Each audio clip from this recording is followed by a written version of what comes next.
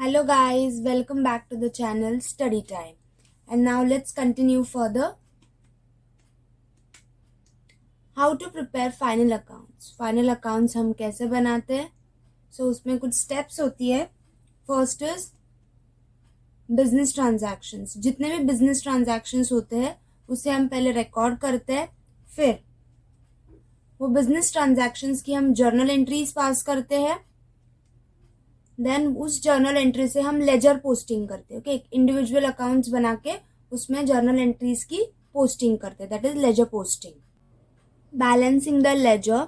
Laser account हम balance करते हैं बैलेंस कैरेट डाउन की मदद से.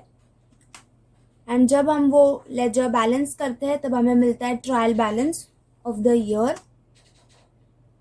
और फिर उस ट्रायल बैलेंस की मदद से हम फाइनल अकाउंट्स बनाते हैं.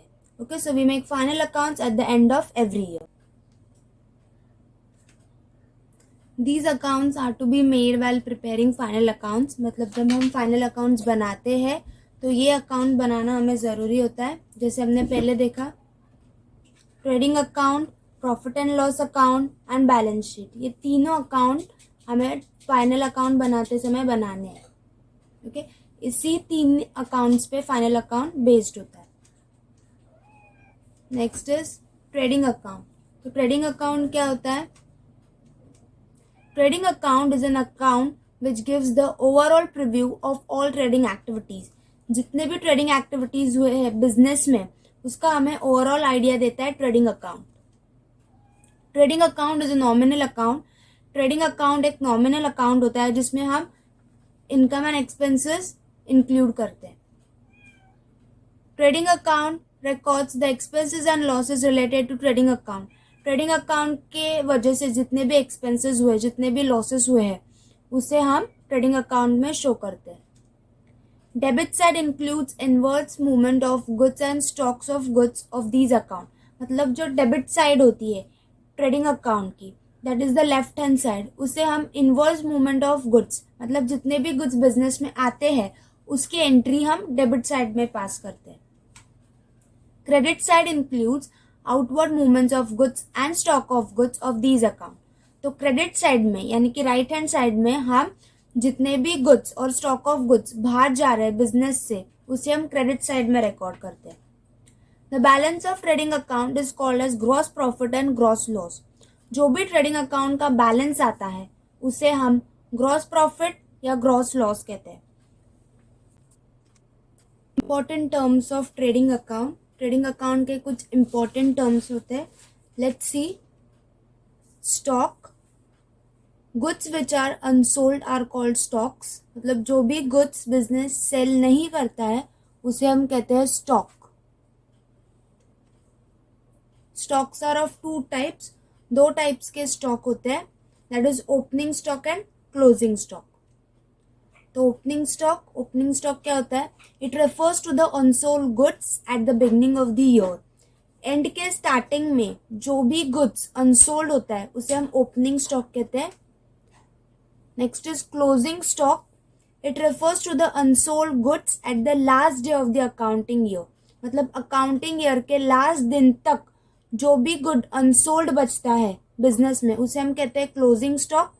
It is always valued at cost price and market price, whichever is less. तो closing stock की two value होती है. One is cost price and second one is market price. Okay, so जो भी less होता है cost price या फिर market price उसे हम include करते हैं. Next is purchase. It includes purchase of goods only. मतलब जब हम परचेज की बात करते हैं तो परचेज बहुत सारी चीज़ों का होता है जैसे कि गुड्स, एसेट, कमोडिटीज. तो ट्रेडिंग अकाउंट में हम सिर्फ उसे इंक्लूड करते हैं जो भी गुड्स होता है. ओके, जो भी मैन्युफैक्चरिंग गुड्स या फिर प्रोडक्शन ऑफ गुड्स के लिए जो भी मटेरियल परचेज होता है उसे ही हम यहाँ पे इंक्लूड करते हैं. एसेट्स यहाँ पे इंक्लूड नहीं होते. Purchase may be on cash और क्रेडिट बेसिस. तो जब हम परचेस करते हैं आइदर वो कैश बेसिस पे हो सकता है या फिर क्रेडिट बेसिस पे, यानी कि हम गुड्स को परचेस करेंगे और पेमेंट बाद में करेंगे. Sales. Sales includes the sale of goods and not the sale of assets, may be on the basis of cash और क्रेडिट. ओके, तो सेल्स भी जब हम सेल करते हैं तो ट्रेडिंग अकाउंट में सिर्फ गुड्स के सेल इंक्लूड होते हैं, एसेट्स के नहीं. And it can be on the basis of cash और credit, that is future payments. Next is direct expenses. अब direct expenses are those expenses which are incurred for purchase of goods production. तो direct expenses ऐसे expenses होते हैं जो directly related होते हैं purchase of goods या फिर प्रोडक्शन ऑफ गुड्स या फिर मैन्युफैक्चरिंग ऑफ गुड्स से रिलेटेड जो भी एक्सपेंसेस होते हैं उसे हम डायरेक्ट एक्सपेंसेस कहते हैं. Profit and loss account. तो प्रॉफिट एंड लॉस अकाउंट ये हमारा सेकेंड अकाउंट होता है. Profit and loss account is main account of final accounts which gives the final result of the business. So profit and loss account, it plays a important role in the final account because ये हमें final result of the business देने में help करता है. It is prepared on the basis of indirect expenses and indirect incomes. तो indirect incomes and indirect expenses जो भी होते हैं, indirect मतलब it is not directly related to the goods.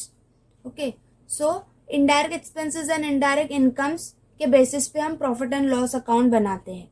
Okay, and direct expenses and direct incomes से related हम trading account बनाते हैं.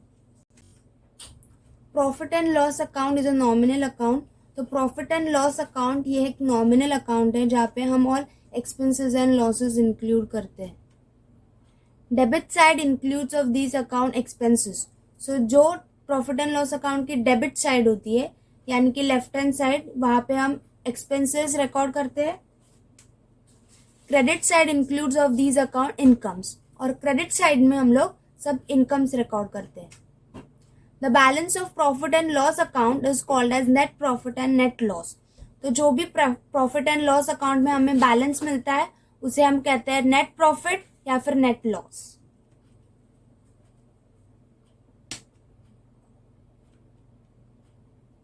Balance sheet.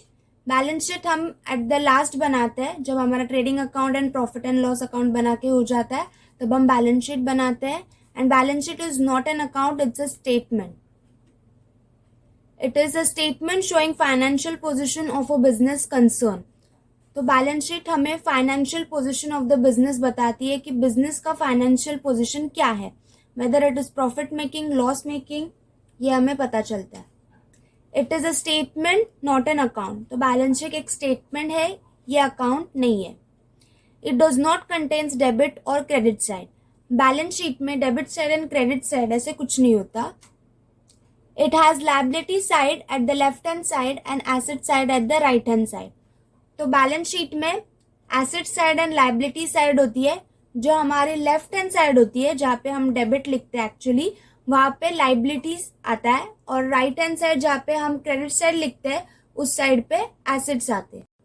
तो बैलेंस शीट में हम asset side and liability side बनाते हैं. Always remember, credit side and debit side ऐसे कुछ नहीं होता बैलेंस शीट में.